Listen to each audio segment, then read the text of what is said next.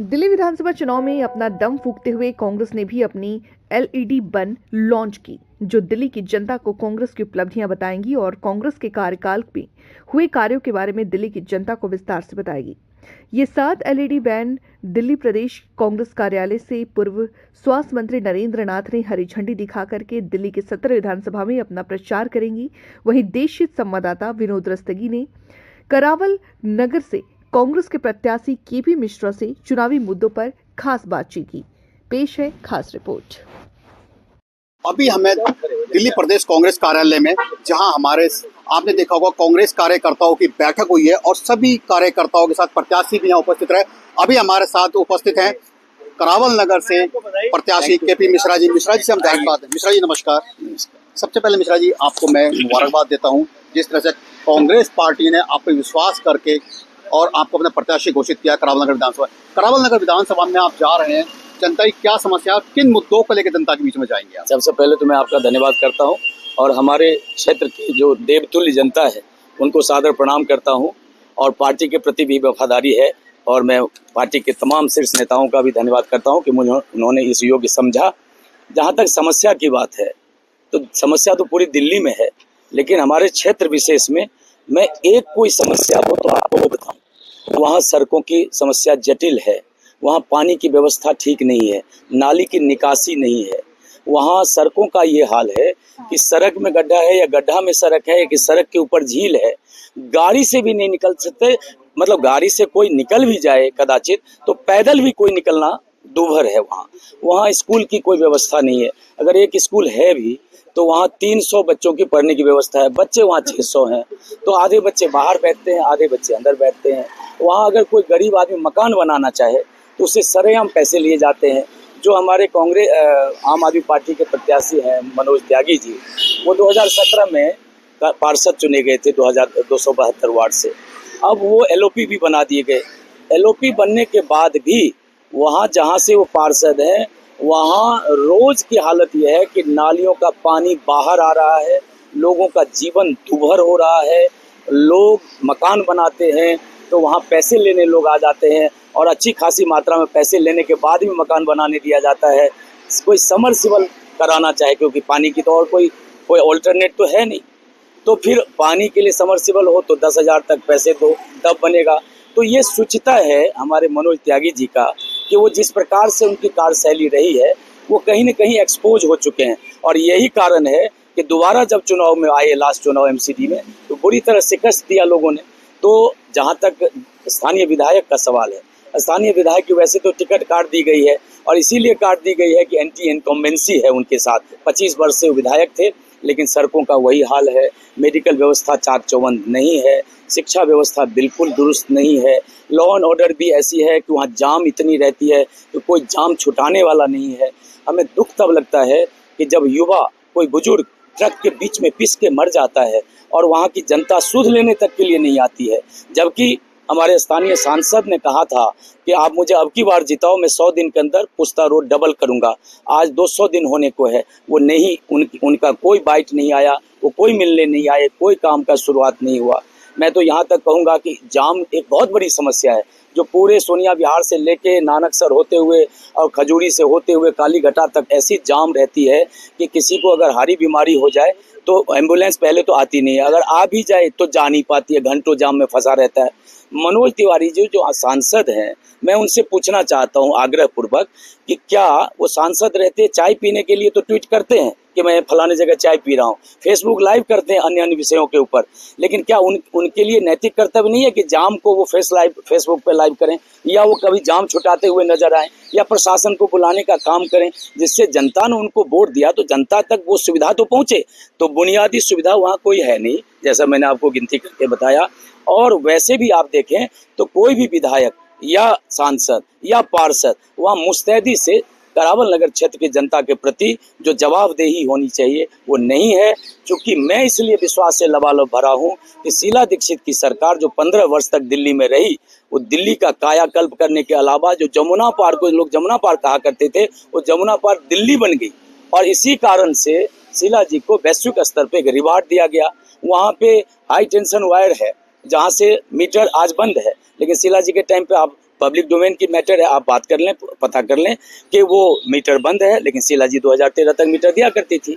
तो मैं ये समझता हूँ कि जो सरकार ने काम किया हमारी शीला जी की, कांग्रेस की, वही काम हुआ है। यही लोग कहते हैं, वहाँ जो सांसद हमारे जयप्रकाश अग्रवाल जी रहे, उन्होंने काम किया, वो काम वहाँ चर्चा में है। मैं जब वोट मांगने जाता हूँ तो लोग ये कहते हैं आइए आइए वोट आपको देंगे, क्योंकि शीला जी ने काम किया, संदीप दीक्षित जी ने काम किया, जयप्रकाश अग्रवाल जी ने काम किया। बाकी 11 वर्ष से अरविंद केजरीवाल जी की सरकार है, और 11 वर्षों में जो हमने बुनियादी सुविधा लोगों को दिया था उसको उन्होंने खारिज कर दिया।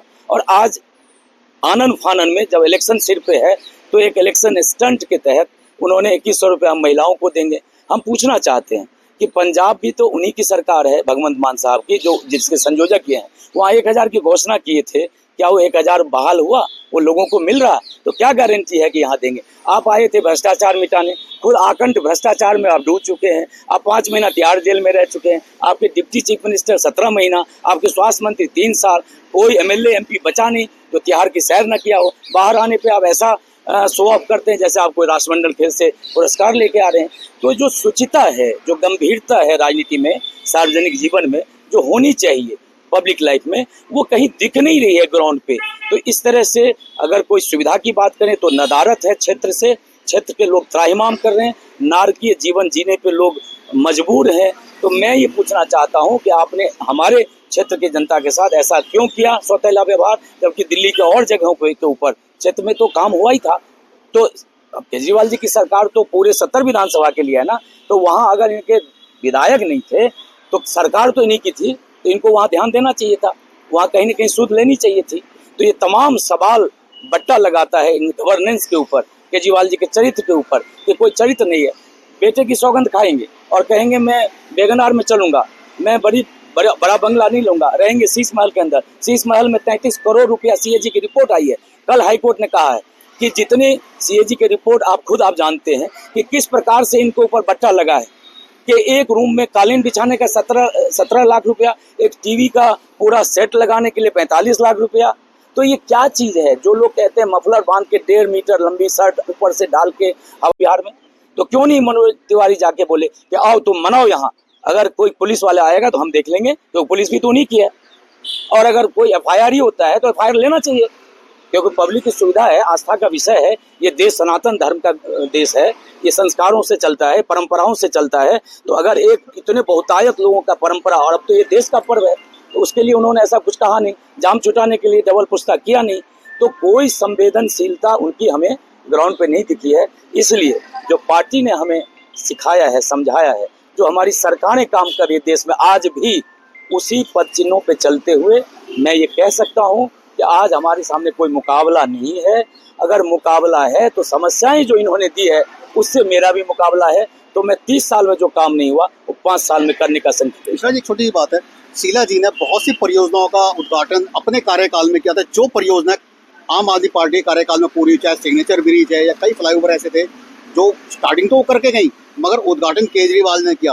क्या लगता है इसका श्रेय आप ले पाएंगे? देखिए, आपकी मनसा क्या है, आपके अंदर की भावना कैसी है पब्लिक लाइफ में, ये बहुत मैटर करता है। मैंने 1000 एग्जाम्पल आपको दिए कि उनकी चेतना कैसी है, उनकी मनसा कैसी है, उनका जो कमिटमेंट है काम के प्रति, जनता के प्रति, वो कैसा है। वो हर पार्ट पे फेल साबित हुए हैं।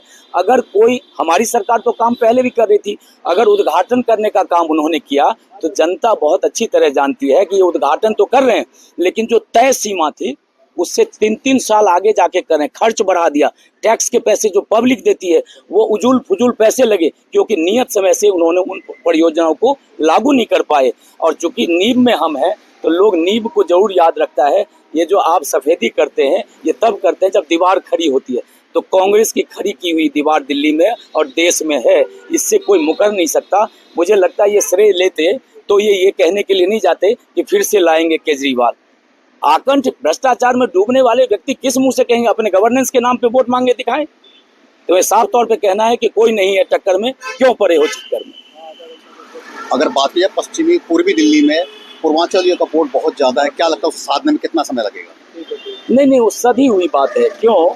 मैं पूर्वांचल का बेटा हूँ, मैं पूर्वांचल का भाई हूँ, मैं पिछले 50 वर्ष से ज़्यादा समय से दिल्ली में रहता हूँ।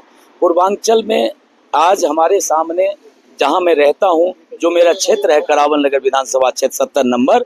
इसके अलावा चूंकि पार्टी ने मुझे एक ऐसा चेहरा बनाया जिसके आधार पे मैं बदरपुर, जैतपुर, मीठापुर, आप चाहे द्वारका की बात करें, विकासपुरी की बात करें, आप जनकपुरी की बात करें, आप किरारी की बात करें, बुराड़ी की बात करें, नरेला की बात करें, बवाना क्षेत्र की बात करें जहां बहुत सारे श्रमिक वर्ग रहते हैं, चाहे आप जमुना पार की बात करें, मैं तो वो चेहरा हूं जहां हर व्यक्ति के लिए खड़ा रहा हूं। चाहे वो बुनियादी तौर पे मैथिली भोजपुरी अकेडमी बनाने की बात, उस मुहिम का मैं हिस्सा रहा हूं, उसका मैं संस्थापक सदस्य हूं। तो ऐसे कई आयाम मेरे सामने आए। मैं पूर्वांचल के vice chairman, senior vice chairman के रूप में काम किया हूं, तो मैंने उनके दिलों को छूने का काम किया है। मैंने कोई दाग नहीं दिया है। मैं एक बेदाग चरित्र का उनका बेटा हूं और पहली बार पार्टी ने 40 साल बाद मुझे मौका दिया है। इस बात को हमसे भली भांति जानते हैं। मैं उनसे अपील करता हूं सादर प्रणाम करते हुए कि वो अपने बेटे को जिताने के लिए आगे आएं, क्योंकि पूरी क्षेत्र में करावन नगर विधानसभा में मेरे लिए लोग उत्साहित हैं, क्योंकि और किसी पार्टी को लोग वोट देने नहीं जा रहे। कैंडिडेट के ऊपर भी बहुत सारे अच्छी भावना लेके लोग, हमें और पार्टी के लोग भी मेरे बीच में आ रहे हैं। तो मुझे विश्वास है कि मैं जीत कर आऊँगा और जीत कर जब आऊँगा तो क्षेत्र की जनता की सेवा करना ही मेरा सेवा धर्म होगा। ये मैं प्रतिबद्ध हूँ और मेरी प्रतिबद्धता मैं आपके साथ संकल्प के साथ घोषित करता हूँ। ये थे हमारे साथ करावन नगर से प्रत्याशी केपी मिश्रा जी, जिन्होंने बहुत ही कुशलता से बताया कि जनता जनार्दन है, जनता जो विकल्प देगी मैं उसका समर्थन करूंगा। और साथ ही साथ उन्होंने विकास की बात करी, मुद्दों की बात की, तो ये कहीं ना कहीं अपने आप में गबरू नजर आए। कैमरा पर्सन हर्ष के साथ विनोद रस्तोगी, देश हित, दिल्ली।